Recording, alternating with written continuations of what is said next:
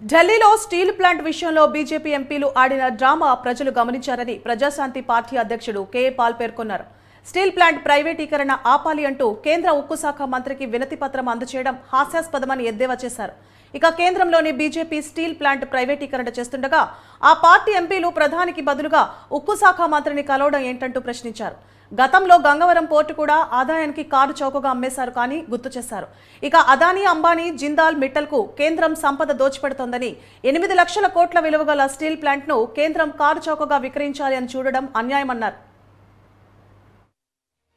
Steel plant privatise చేయకండి, అమ్మకండి సామెతోటి ఉంది. ముడ్డు మీద తంతే మూతుపళ్ళు రాలేయని. అమ్ముతుంది కుమారస్వామి కాదు, అమ్ముతుంది మీ Narendra Modi, కొంటుంది Adani, జిండాలు.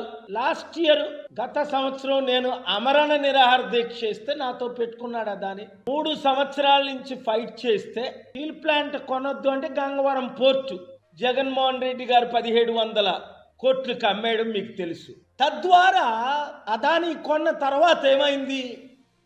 Second richest man in the world, ప్రపంచంలో నెంబర్ 2 కుబేరుడు, పూరెస్ట్ బిలియనేర్ అయిపోయాడు. I'm warning those who are selling the steel plant which is Modi and his government to his partners Adani, Ambani, Mittals, whoever, don't buy steel plant assets. When Adani bought Gangavaram port for 1700 crore, I believe it is only actually 600 crore he